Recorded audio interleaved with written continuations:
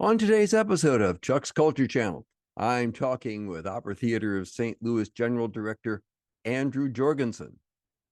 In recent press release, Opera Theater announced that Andrew's contract has been renewed through 2028. In that press release, OTSL Board Chair Kim Eberlein said that, and I quote, Andrew has proven himself to be exactly the right leader for this time in America as the arts embrace more diverse voices, incorporate exciting advances in technology, and strive to connect our community in new ways. We'll be talking about one of those new ways, the New Works Collective, which takes significant steps to involve the St. Louis community and local artists in the creation and staging of new works. We'll also talk about the 2023 season, which includes both new works and new versions of established classics. But before we start, let's take a quick look at one of the big events of the 2022 season, the world premiere of Harvey Milk Reimagined, a new version of Stuart Wallace and Michael Corey's 1995 opera Harvey Milk. It's the scene in which Mayor George Moscone and Harvey Milk thank San Francisco for their electoral victories. Thank you, San Francisco. Thank you, San Francisco. Thank you. Thank you. Thank you, San Francisco. Thank you, Mayor Moscone. Thank you, San Francisco. Thank you to the Castro, my love Scott. 80,000 teachers, every single volunteer. Thank you, Coors B. Okay, so Andrew Jorgensen, welcome to Chuck's Culture Channel here on YouTube. Good to see you again. Thank you. It's great to be back with you. Yeah, hope you and the doggies are doing well. Doggies and my husband and I now have a new addition to the family. We have an infant son, Caleb, Right. who's just turned 4 months old. So our family has grown. It's a very joyous time. Not too much sleep, but that's, I'm told, par for the course at this stage of having a baby. Yeah, I'd forgotten all about that. Our mutual friend Sarah told me about that, and I spaced it out. So that's great. Congratulations, and I'm sure you guys will be great parents. Thank you. It's been a real joy. Yeah. Well, let's talk about what is happening at Opera Theater. As I said in my introduction, you had a really good season in 2022. Endowments looking good, contributions are looking good, and you have had your contract renewed, and there are a lot of exciting things coming up. Let's talk first briefly about the 2023 season, because that has been announced. So let's give folks an idea about what that's going to be. You've just hit on so many things. We did have a great season. We saw lots of new audiences. It was great to be back in the theater after a canceled season and then a parking lot season. Though it was also wonderful to be able to have our parking lot season. We were so proud of the work. We've been so grateful to see our audiences and donors and boards stand by us.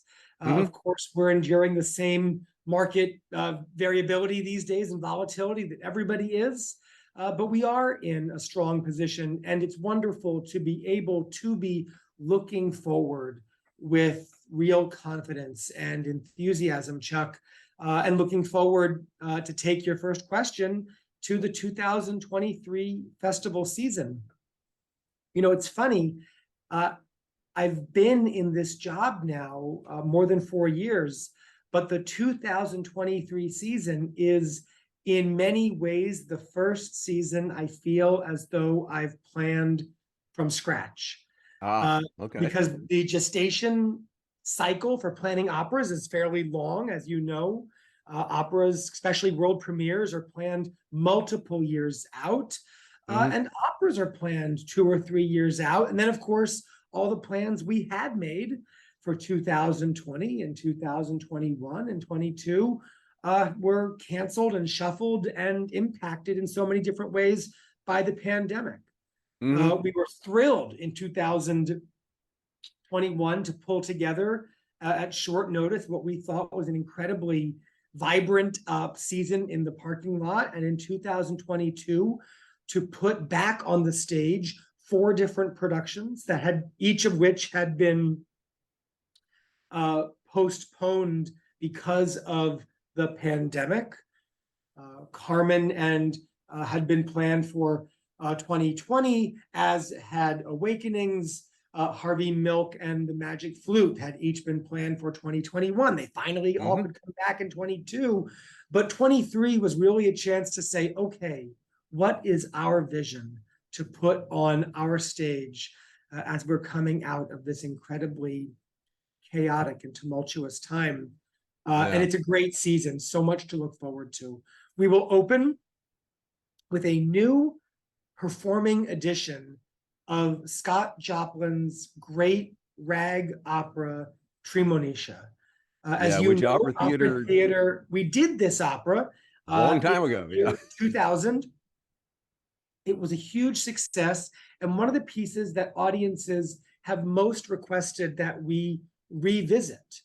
And James Robinson and I were eager to revisit Tremonisha, but we knew, as we've come through these last several years with an increased and renewed focus on racial equity and social justice and bringing new creators to the table, we knew that we needed to engage some brilliant artists to help us think about the best way to tell this opera in 2023. And Damian Sneed had come to work with us. Composer Damian Sneed, incredibly talented artist, had come to work with us in 2021. He and Karen Chilton wrote for us the short work, The Tongue and the Lash, about the great debate between Baldwin and Buckley. You saw that work as part of the New Works the New Works Lab. It was really exciting. And it was on the parking lot after the opening of that work that Damian and Karen and James Robinson and I were talking about Tremonisha, and that Damian articulated this vision for a new adaptation of Tremonisha. And so we built from the success of that project now to this project. And what they have done is that they have written a prologue and an epilogue, leaving Joplin's work essentially intact, but a prologue and an epilogue in which Joplin himself becomes a character. We learned that Joplin, who was himself a resident of St. Louis, Joplin was inspired by his wife, Freddie Alexander Joplin. They were madly in love. She died tragically just a few weeks after their wedding. And what Karen Chilton, the librettist, learned is that Freddie, Joplin's wife, was the inspiration for the character Tremonisha. And so in the prologue to this new version, Joplin and his wife, Freddie, are characters, and we see the creative process unfolding as we then come into the full body of the work. And then there's an epilogue at the end, again, putting in context the work that Joplin had created. It captures the best of what this work is that Joplin created, and gives a brilliant composer and librettist a chance to build around to it and on it, so we can really tell not just the story of Tremonisha, but of Joplin and his own creative process, and his wife, who's a forgotten hero as his muse. I'll tell you, having seen The Tongue and the Lash, I would probably trust anything Damian Sneed did at this point. So I'm looking forward to that. That is sort of how we felt, just having faith in his artistic vision and wanting to support that creative vision. And similarly, Karen Chilton, who wrote that beautiful and concise and pithy libretto Oh yeah. which captured the spirit of both Baldwin and Buckley. Trusting the two of them to come back and work with us on this project is a thrill, and it gives us a wonderful chance to collaborate really deeply in St. Louis because, of course, the Joplin House is here. Joplin has these deep roots in St. Louis. And so it gives us a chance, as we love to do, to get out of our season, to get out of Webster Groves, and to look across the region at how this story can have great impact. From Tremonisha, we go on to Tosca. Tosca hasn't been on our stage in 20 years.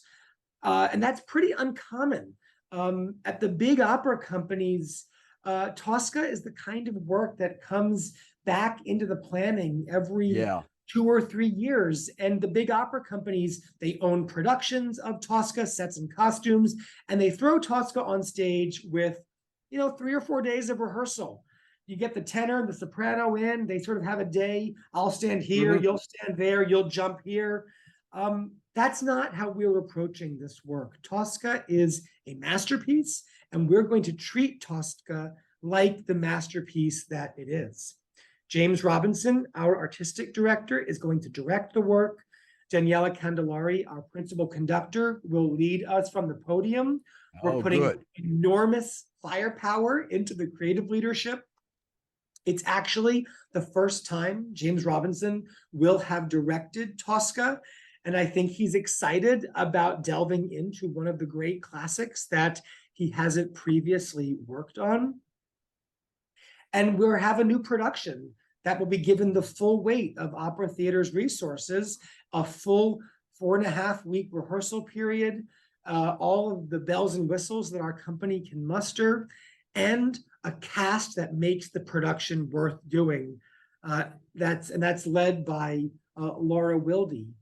She's an alum of Opera Theater. She's been with us before and is now having this major career. She made her Met debut last weekend, having this major career and coming back to Opera Theater of St. Louis for a really important role debut, which gives us an extra impetus for why we are taking this important work on.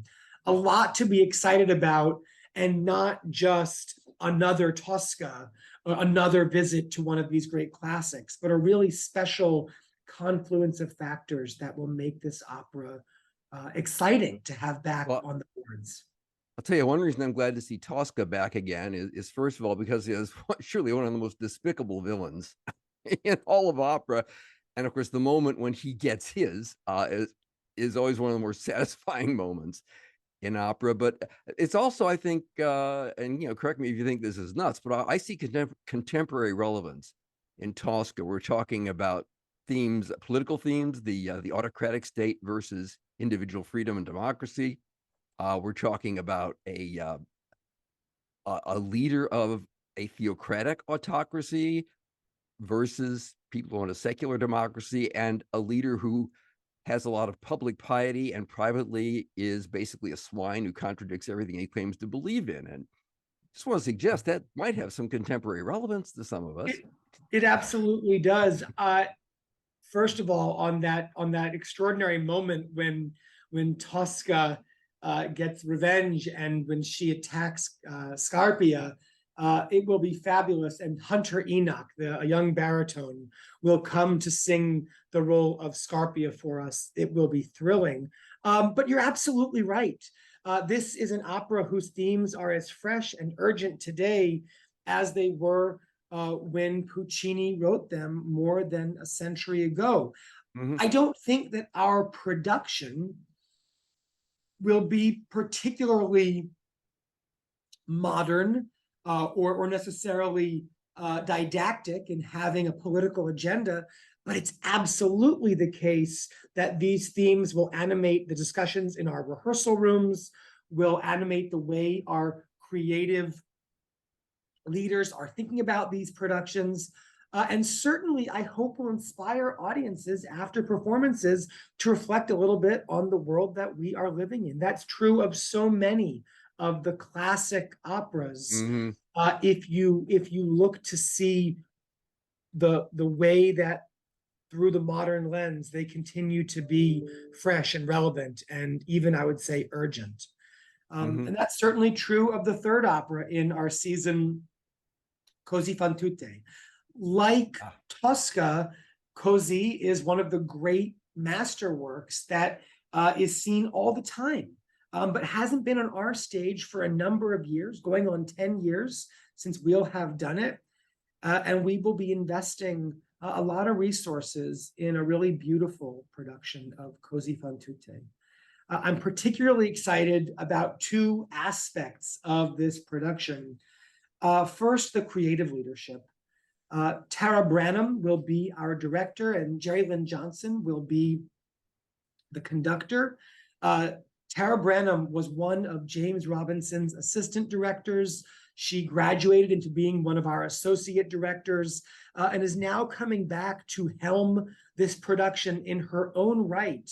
And that's a major step forward for her. And it's such an embodiment of opera theater's mission to be nurturing a really exciting young director and giving her this platform on our stage. Similarly, Jerry Lynn Johnson is a really exciting conductor who's making waves in opera, not just for her conducting, but for her work as an advocate for social justice and equity. And she's coming to make her debut conducting this piece. The two of them will bring incredible expertise and a fresh perspective to one of the works that people have seen time and again. And we have a really strong cast. And I don't say that lightly.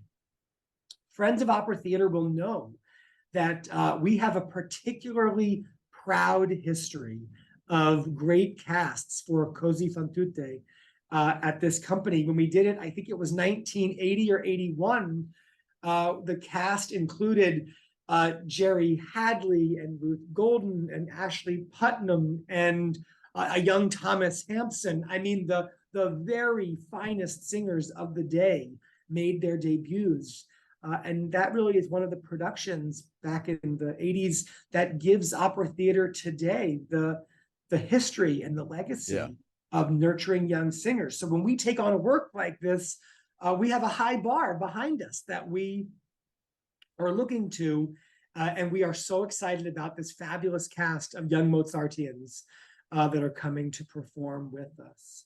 And then finally, we'll close the season. The fourth of the main titles is Carlisle Floyd's Susanna, which is a work that I have always wanted to produce, a work that opera theater has never done, a work that we absolutely should do, and that we had planned for 2020, and which was postponed, canceled because of the pandemic. Yeah, and it's not necessarily seen that often. I mean, I haven't seen a production of that since I think graduate school, decades ago. But it's actually one of the most frequently performed 20th century operas, and so it should come to opera theater. Our audience should have a chance to experience it. Patricia Reset will direct. She's the artistic director of our young artist programs.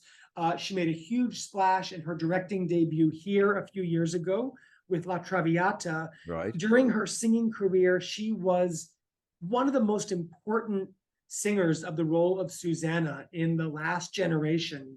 So she brings incredible perspective and lived experience to directing the production. Gemma New, who was the assistant conductor of the St. Louis Symphony, will make an overdue opera theater debut conducting. And Janai Brugger, a brilliant, I love her work. Soprano. Yeah. You probably just heard her in a telecast from the Met. She was part of the Medea that just opened the Met season. Janai Brugger will come to us to sing the title role in, I'm biased, but what I think is a real coup of casting. That's right. And I stepped on something you said earlier, but what I was trying to say was Gemma New. I've loved her work in the symphony, so I'm really looking forward to seeing her do some opera conducting. I'm thrilled that we finally have her. I heard her just after I arrived in St. Louis. I attended the opening night of the St. Louis Symphony when she conducted, I think it was the Enigma Variations. Yes. And yes, it was. I wrote an email that night to Maria Len Bernard, and I said, please send me Gemma News contact details. You have hired a phenom and I need to get her to Opera Theater. And I'm thrilled that we finally get her now on our podium these years later. Yeah, that's great. So that's your solid season coming up. Let's talk about the other big thing though, the New Works Initiative, which I believe we said was sort of to some extent an outgrowth of the New Works Bold Voices program we had in 2021, sort of. It isn't. It is and it isn't. The New Okay. Works Bold Voices Lab in 2021 was a big step forward in our commissioning work. Of course, that was because of the constraints of the pandemic, inviting these three teams to write short works about what was inspiring them during the heart of that incredibly volatile time. Small forces, small casts, short works, but all the resources that opera theater brings to a commissioning process. The New Works Collective that we will launch in March of 2023 takes a step forward still in the way that we are thinking about commissioning, and it brings the community into our creative process in a way that they have not previously been. As we've been thinking about our artistic process over the last couple of years and thinking about equity and the voices who come to our creative table, one of the things that we realized was that even when we were able to bring diverse creators into our world, the real creative decision-making power resided with opera theater's artistic and executive leadership, right? We were still the ones deciding whose stories got told and who got to tell those stories by who we were inviting to come to write for us, to compose for us, to collaborate with us. James Robinson is one of the preeminent thinkers about opera. We're lucky to have him crafting our vision about the stories that we should be telling, but we also wanted to try something different that would distribute the decision-making power. So we're using the model of the New Works Bold Voices Lab, 3 short works. But what we did is we assembled a collective of 10 different St. Louisans, artists, creators, some writers, some thinkers, some activists from different spaces. And we, with their collaboration, created an open call to musicians and to writers to pitch opera theater on the stories that they wanted to tell. And it was actually the collective, these community members who were the ones who actually decided who would come to, who stories we would tell, who the creators we would be. And then James Robinson and Daniela Candelari and the entirety of our artistic operation, we would take those creators through the curation process, the workshopping process that we do for other works, but that we would really be working with artists that were selected by members of our community, telling stories our community helped to select. It's a completely different way of thinking about creation. And it's a step that, as far as I can tell, no one has taken in the opera world. This is a risk. It's an adventure to be inviting new creators to our table. And what I can tell you is that the 3 teams they've selected are brilliant. We have brilliant stories to tell, brilliant music to share, and they're absolutely not artists that we would have known or known to select without going through this process. And so it cements my belief that opera theater, part of our mission, is to broaden whose stories we're telling, who has access to the resources of our company, and really to question who opera can be for and who can be telling operatic stories. Because by pushing that frontier, we are ensuring that we can speak to more members of our community, and we're really pushing the boundary of what opera itself can be. I mean, that is taking outreach, community outreach to the next level. But it's also, I think, returning to a more traditional version of what opera was. I mean, especially if you look, for example, at Italy in the 19th century, opera was a popular theater form. I mean, people would be humming Verdi's tunes on the street. Organ grinders would be playing them.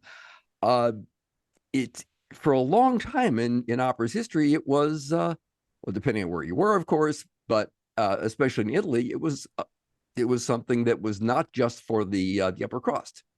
That there were opera houses all over the place. The community was very much involved in it. So in a way, this is both radical and very traditional, I think. Everything old is new again. Yeah. I hadn't quite thought about it that way, but you're absolutely right. And it's absolutely true that this is in many ways a return to inviting the community into our creative process, and a return to this idea that we need to be telling stories that inspire our community. When Mozart wrote the Magic Flute, right, I was going to bring that up.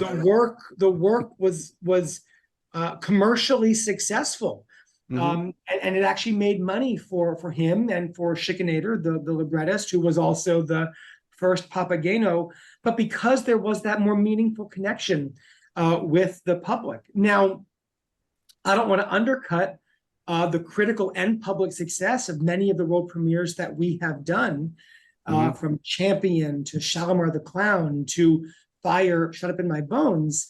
But I think that both avenues are worthy of exploring. And It's a new muscle to be taking ourselves from community outreach to community engagement, which is two-way, to really authentic community artistic collaboration, where it's not that we are handing the art out to others, but rather collaborating on art, which is uniquely a product of this time and this community that we are part of today. Yeah, it actually broadens the scope of what you have available. And of course, the more choices you have, the better your result can be. I mean, it's why diversity in the broadest sense of the term is such a good idea.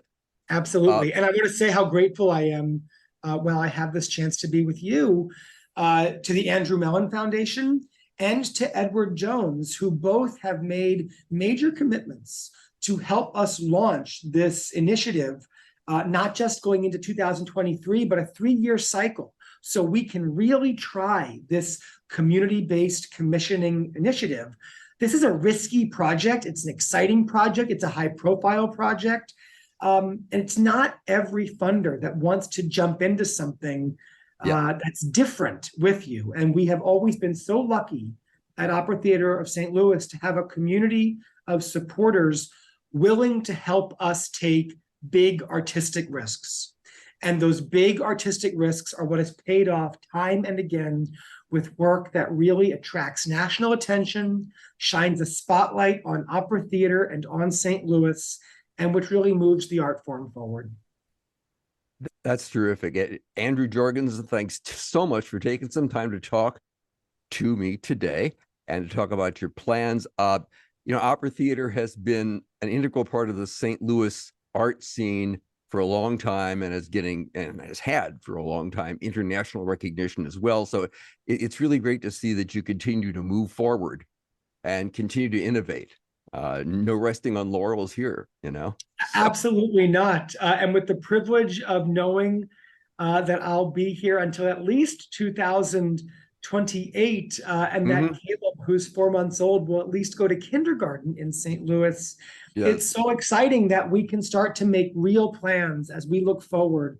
We have a really robust strategic plan, how we're thinking about expanding access to opera, how we're thinking about nurturing the next generation of artists and artisans and administrators, how we're thinking about the next generation of composers and commissions, how we're thinking about our 50th season coming up in 2025, and how we're going to celebrate that moment to ensure that at our 51st season, we are just as vibrant as we are today. There's so much to look forward to. And we're thrilled to be continuing this work with and for our community. Great. That's terrific. I want to remind everybody that if you want to know more about Opera Theater, look down here in the video description field. You'll find all the links you need, links to Opera Theater's YouTube channel, fun stuff like that. Andrew, once again, thanks. And signing off for this edition of Chuck's Culture Channel. This is Chuck Lavazzi, Senior Performing Arts Critic at 88.1 KDHX, but you knew that. See you next time. Bye.